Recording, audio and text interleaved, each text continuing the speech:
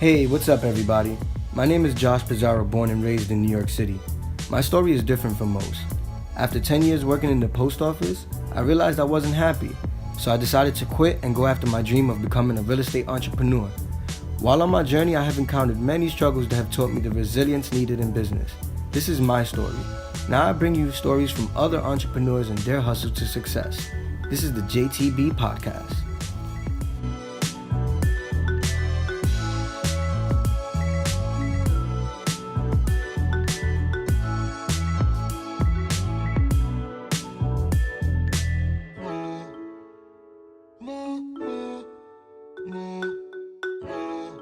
Awesome. What up, everybody? Welcome back to the JTB Brand Podcast. Your host here, Josh Pizarro with Douglas Elliman.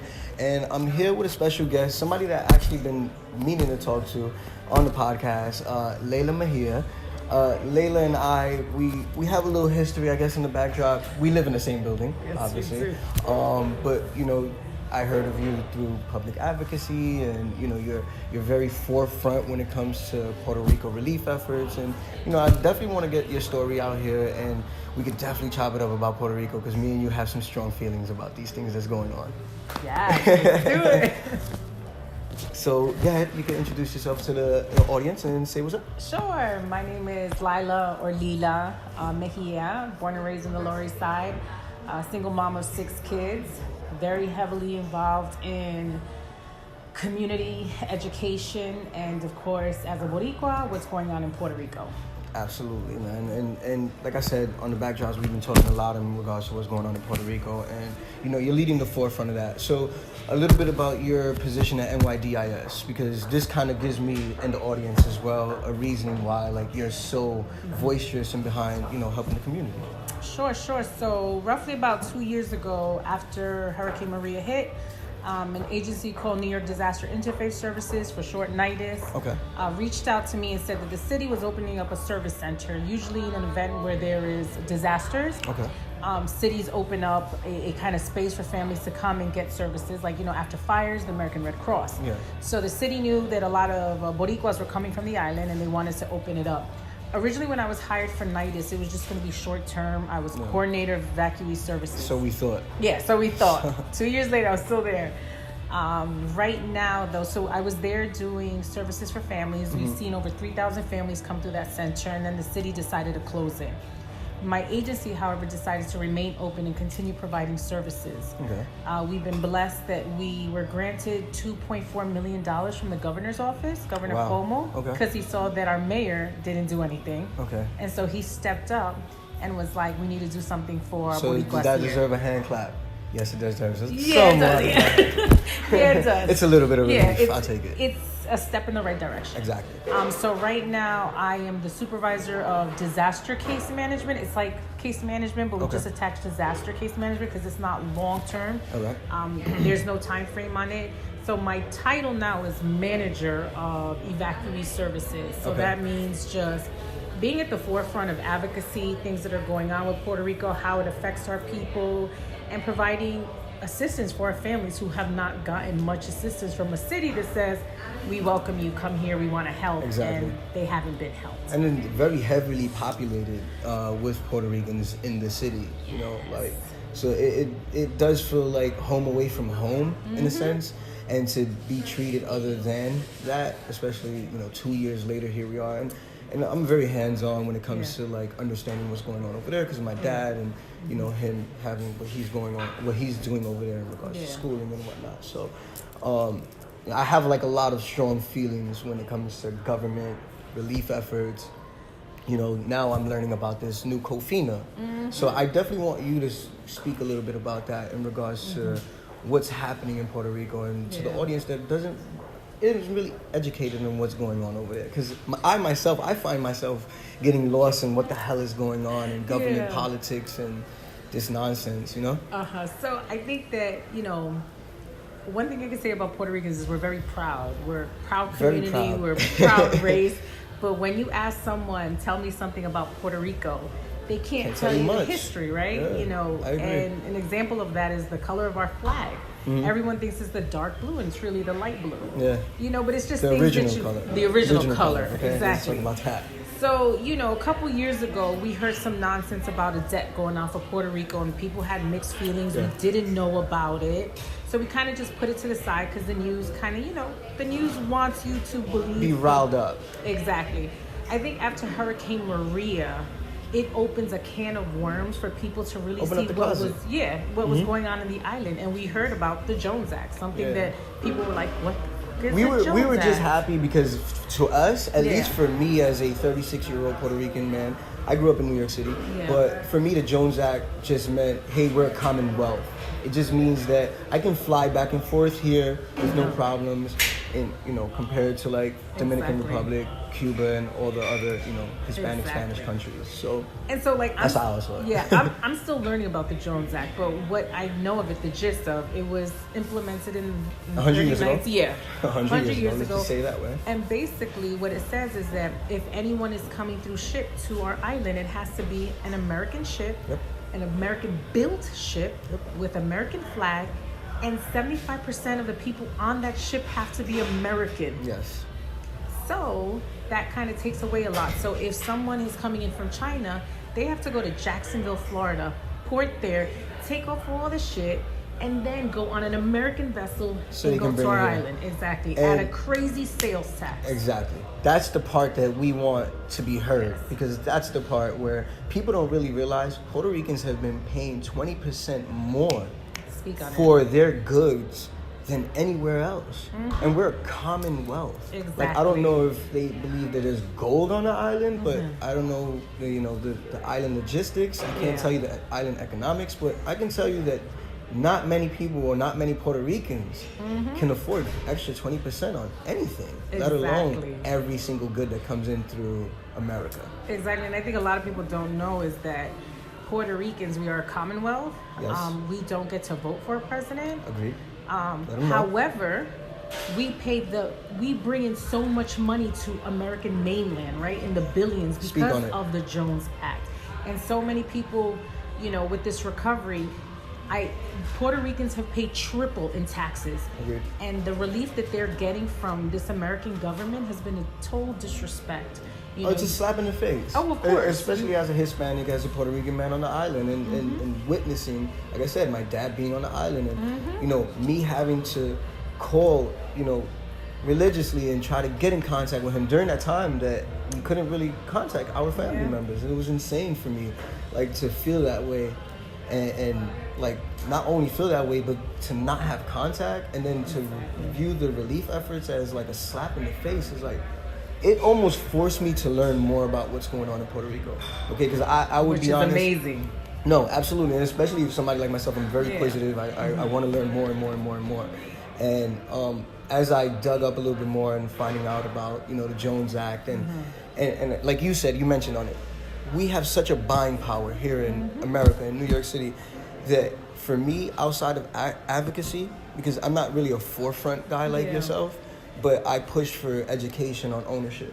Education on ownership of real estate. And the reason being is because if you own your land, you can't get pushed out. And what's happening right now is just completely unfair because, again, if you could give your example. Exactly. What happened with the charger? You told me you paid for a charger out there. I just came back from a relief trip, helping out in the western tip of the island, Añasco, and I forgot my charger, and I forgot a couple of my, my shampoo, everyday conditioner. Stuff. The charger cost me $34. Pantene conditioner, I paid $10.95. We bought some snacks for the hotel, but everything was at triple the price. So Pantene conditioner was $10.95. $10.95. I was so disgusted, and I went with my boss, and I think he saw the look in my face because a little bit of things that I bought, which was shampoo, conditioner, some cream, my charger, came out to like a little bit less than $100. And that's ridiculous. And you're talking about an island, guys, that is dying for effort. Relief effort. And this is what I tell folks, right? The sales tax on the island is 11.5, right? So because of this Jones Act, everything's expensive. The pay with someone who is college educated, the highest pay you're getting is $9 an hour. If you work a waitressing job, you get $2 an hour because they think that, the tips you live on. You'll live off of the tips. So the cost of living, you know, I can understand if it's high, expensive, and you're making a lot of money, but that's not the case in the island. There is a huge gap in what's happening in our island, which is causing people to migrate, right? This is like the fourth migration of Boricuas coming to the island, and if COFINA passes, I think this is going to be the exodus. But this is just my opinion. No, I honestly feel like just understanding economics and seeing what's happening, I agree with you. I feel like this will be a mass exodus of Puerto Rico, where Puerto Ricans will actually lose their island to just another identity. Exactly. And it's sad. It really saddens me to see that. And, you know, for me, like I said, you know, the advocacy. How can you say that? Advocacy. There you Forget go. the Z. Just go advocacy. There you go. I'm gonna learn that damn word. I'm gonna test you. But for me, is the education. Like I said, group economics. Understanding that us as a community, as a whole, as a culture, we have this big buying power, and if we use that money rather than go into debt for bullshit cars and clothes and that nonsense that we're taught, that we can now push for actual ownership as a whole, as a culture. Exactly. You know, so, you know, I really, really hope that people can fucking learn that, because it's hurtful, man. You're right. I mean, right now, they have shut down 300 schools in Puerto Rico. Oh, yeah, I'm very understanding of that. And, shit. But what people don't know is you can purchase it now. You can purchase schools. You can purchase schools, so you can request through the governor's office, Rosario, right? Because Rosario oversees all the schools. So this could be a good thing, though. Yeah, you can lease the school, right? But it's still the ownership of the government, or you can pay for a school, which they're charging about $50,000, but our people don't know that. So right now, we're organizing with a team called Project Refuge in Añasco, who has partnered with the mayor, Jorge Esteves, from Añasco, to purchase a school and bring it back to the community. So we're organizing a trip in March to gut out the school, to help out. We're going to do a huge fundraiser. You know, I'll definitely tag you, because we need people to be there. You know, we're asking folks to come down and help rebuild, paint, beautify.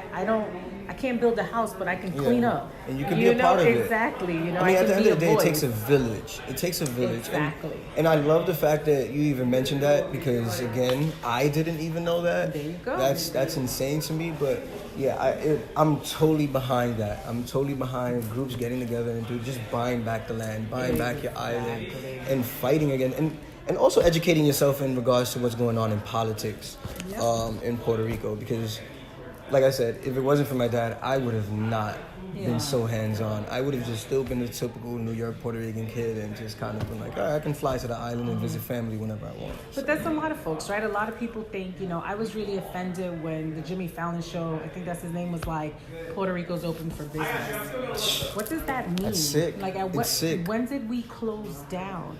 You know, the media doesn't tell you. Everyone assumes, oh, Puerto Rico's recovering. No, it's not. If people are familiar with the land, you know, there's a lot of mountainous areas. There are people who are still suffering. If you go on a plane, you see a whole bunch of blue tarps. And it goes on to my other thing, right? A lot of people assume, oh, well, you own a house, right? Mm-hmm. Well, with FEMA, in order to prove ownership of that house, you need a lease. If you've been on that land for many years, there's no leases. There's none of that. However, also the language differences, right? So I visited houses where you just had a paper. It didn't say a date. It didn't say who. It didn't say nothing. It just said that they were here. That's it. Exactly. So when I came... Well, you mean the English language barrier? English. Okay. But the language is Spanish. Yeah, I was going to say, because if you're Hispanic, you can speak Spanish. So when I went, people thought that we were FEMA because we came in a black truck, because you need a truck to drive up those mountains. And they're like, oh, you guys FEMA, you're here to help. You came back, and we're like, FEMA? No, we're regular people from the Lower East Side. This is when Power and I went. We're here to help, you know. And they were just like, oh, FEMA hasn't helped us. And then the crazy thing is, in other disasters, right, FEMA usually approves claims.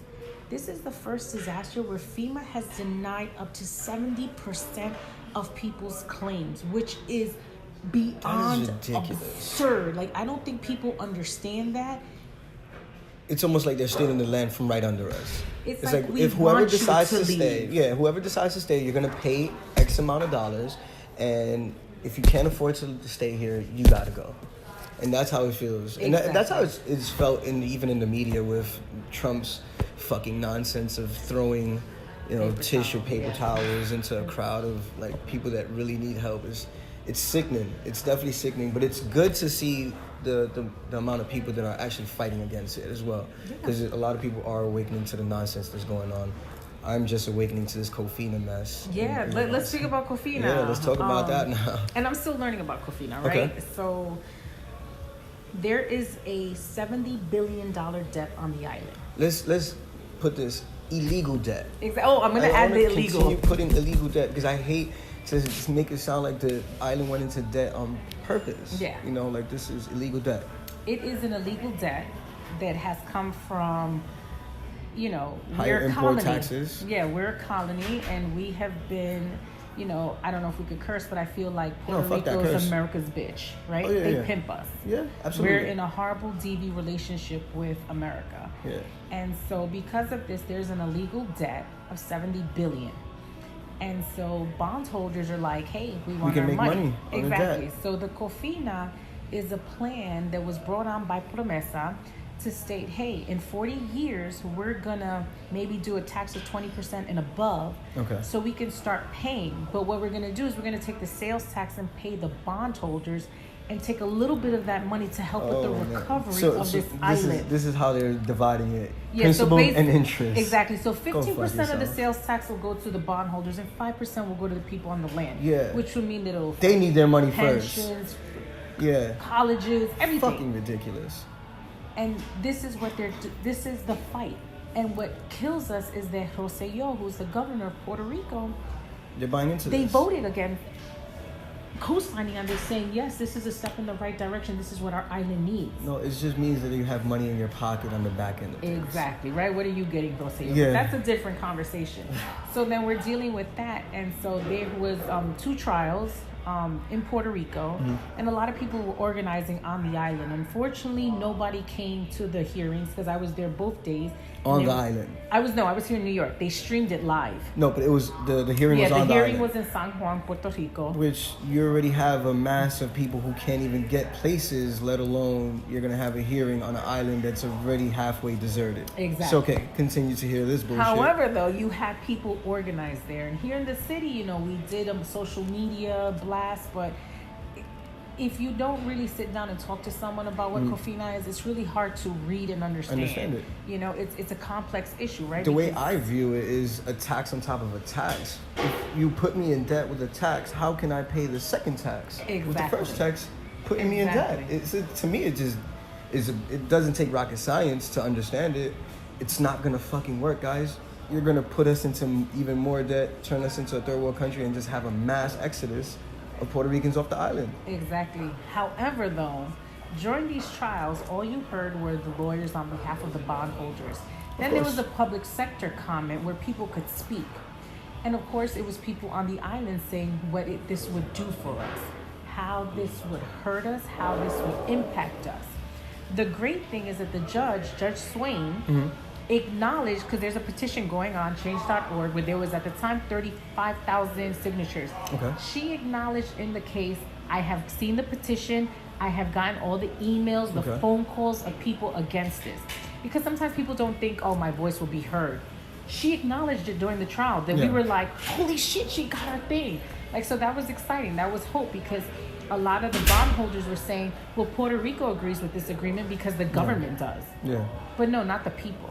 The government. So that's right now what was going on with Kofina. And yesterday there was a hearing in which $6 billion of the $70 billion is they're claiming it illegal, a debt.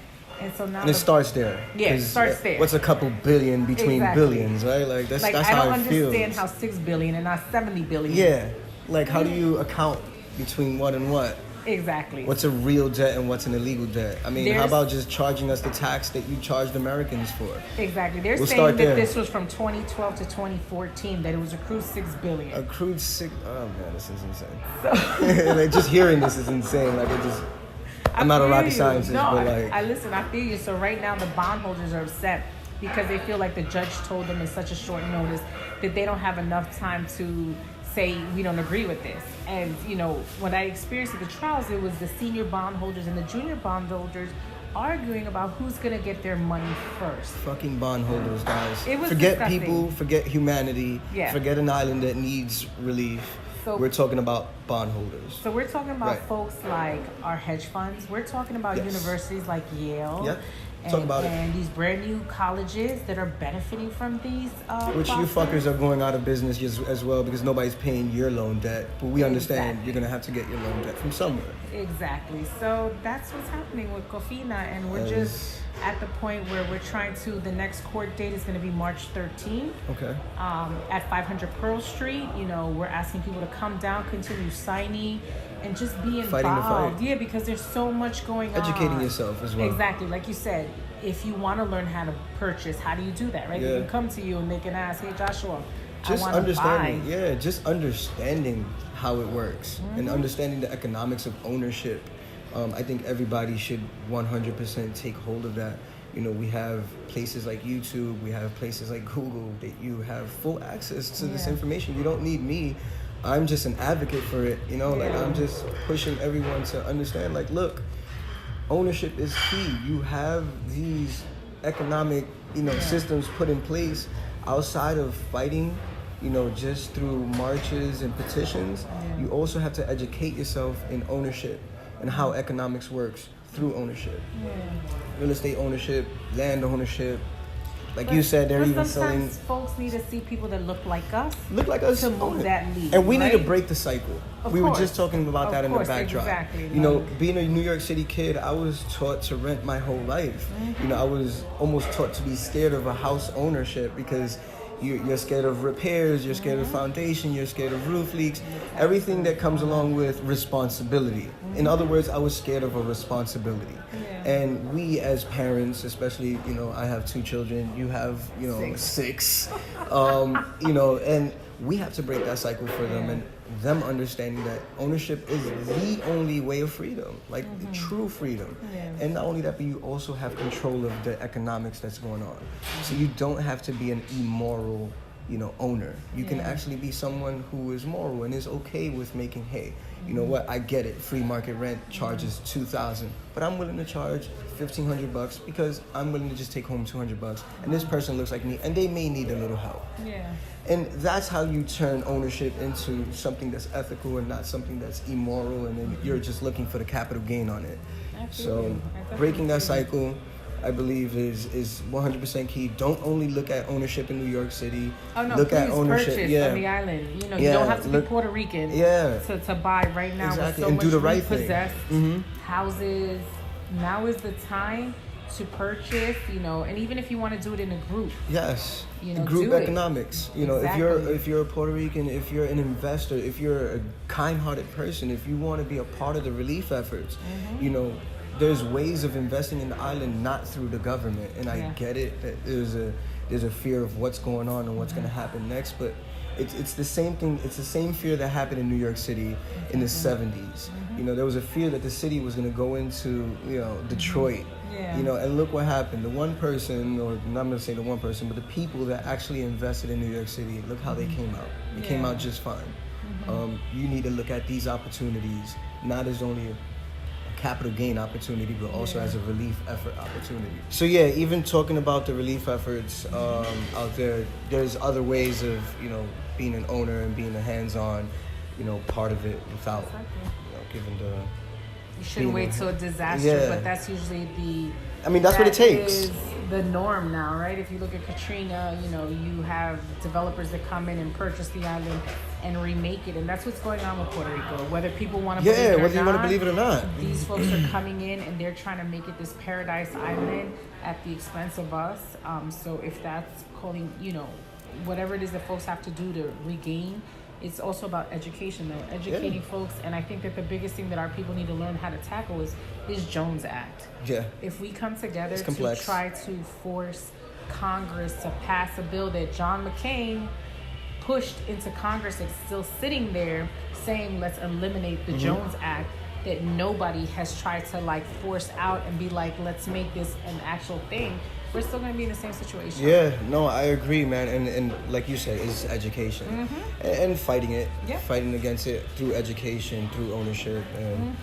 But Exactly. Thank you so much. I'm so happy that you finally came on the podcast. I'm not even gonna lie, because there was so much that I wanted to learn, and I know that you're at the forefront. Yeah. And like, you know, outside of my dad, you know, I try to have my own shit going. I get it, you know, but at the same time, all my efforts over here are for there. Yeah. So I keep in tune with it, but at the same time, like, I'm not hands on just yet. And it was amazing to get, you know, some little insight behind it. Anytime. Listen, if it can spread the word, I'm here. I'm always here. I'm always available.